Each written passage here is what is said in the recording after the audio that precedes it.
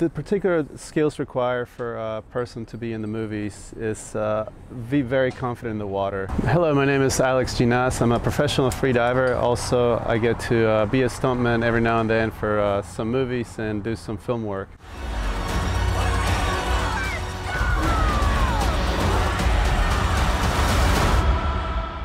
I've been freediving for about 12 years. I took my first class in Florida, I believe in 2009, and became an instructor in 2010, and have been teaching on and off for the past 10-11 years. I am a competitive freediver, although this is my first year doing it full-time. Did pretty well in the past World Championships. I got a silver medal in no fins and a bronze medal in bifins. Became the first Colombian to be 100-meter freediver, which was, I mean, I know there's tons of 100-meter freedivers right now, but that was a big thing for me, especially my first year as a competitive freediver. As far as film work, it all started because through the agency that I teach with, there was a casting call, and they selected me for a project for Glenfiddich whiskey. And the person that I worked with and the director of photography was Pete Zuccarini, which is a very well-known director of photography. Through him, I have been able to get different jobs. The last one was for Black Panther 2 or Wakanda Forever, a Marvel movie that's set to come out in November.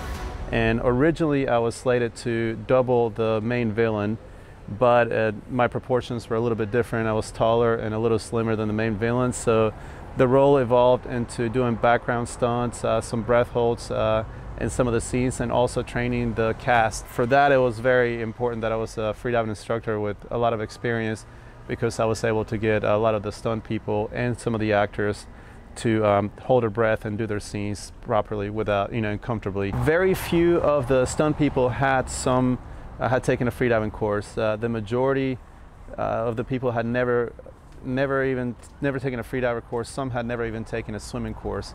So we had actors that were not able to swim, that we had to make sure they were comfortable holding their breath underwater despite their inability to swim. We had some that progressed really quickly in their freediving, some that were a lot more hesitant and had previous trauma getting into the water.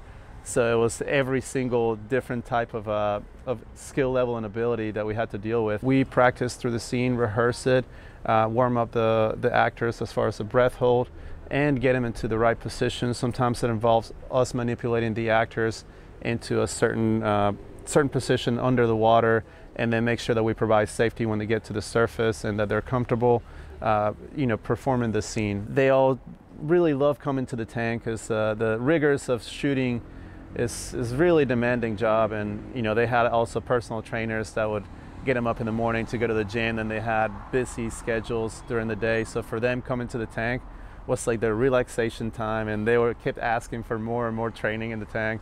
Afterwards, I haven't honestly talked to some of them. I hope they're still freediving. If you get to see this interview, I hope you are still freediving. When you're in the open water, you cannot control the environment. You're subjected to swell, visibility, temperature.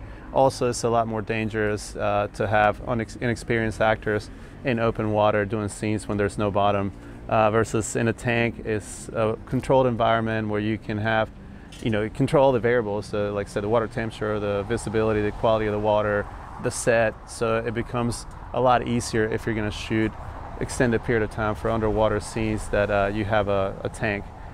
For this particular production, I would say 99% of the underwater was shot in a tank. There's other days when you show up to set and you are the actor, and as a stunt double you will perform some sort of underwater swims, or there was, the scene may require you to swim underwater for a little bit of time, or do something that the director is requiring you to do.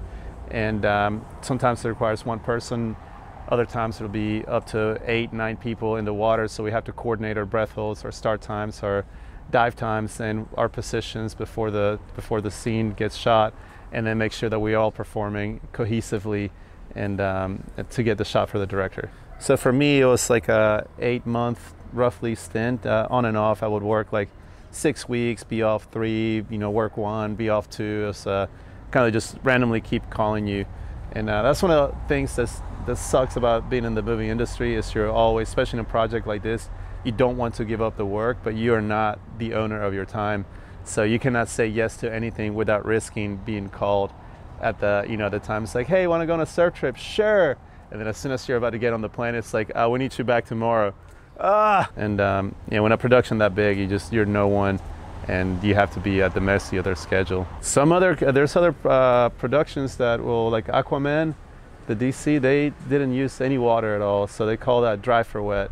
Basically, everything you saw was on a harness, and then they were just like swimming in the air, and then they added all the water afterwards. For Black Panther, it's wet for wet, so all the underwater scenes that you see were shot underwater by real actors. There is obviously some CGI because it's a Marvel movie, but all the scenes that you see underwater were shot underwater. I would say that the most challenging part of this movie was getting some of the actors to kind of let go of their fears of the water. We had some people that had previous trauma in, you know, near drowning, and we had some people that had no experience in the water and just had that fear to get in the water, like even getting up to waist level.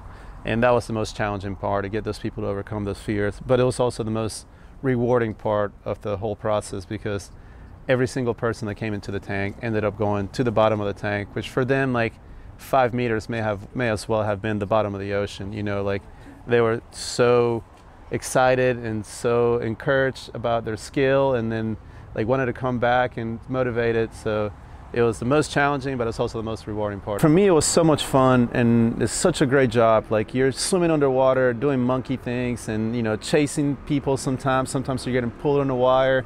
Sometimes you're getting exploded out of the water. So for me, it's like, it's not that it was challenging, it was just really fun.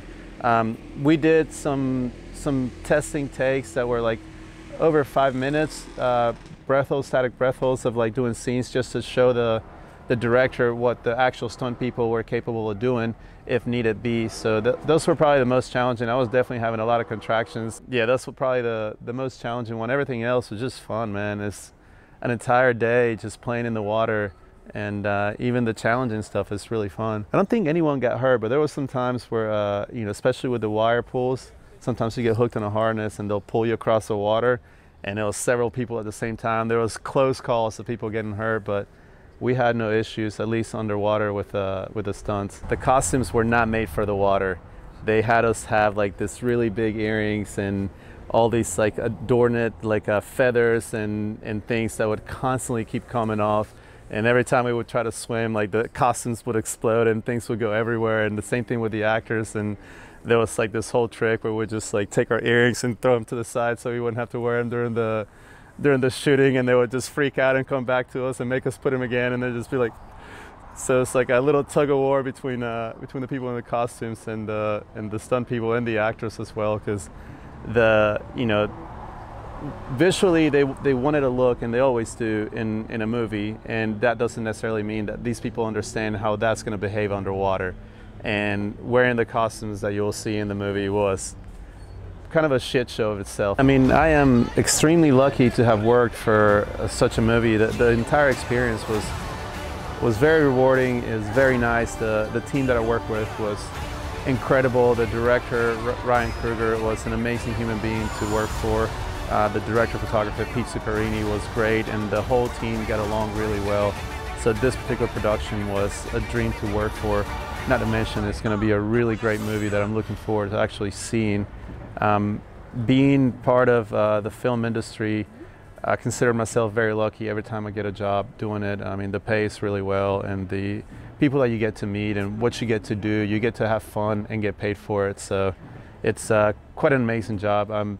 Hopefully when this freediving thing kind of like settles down a little bit, I'll start trying to get some more stunt gigs, underwater stunt gigs, and yeah, continue making money in the movie industry.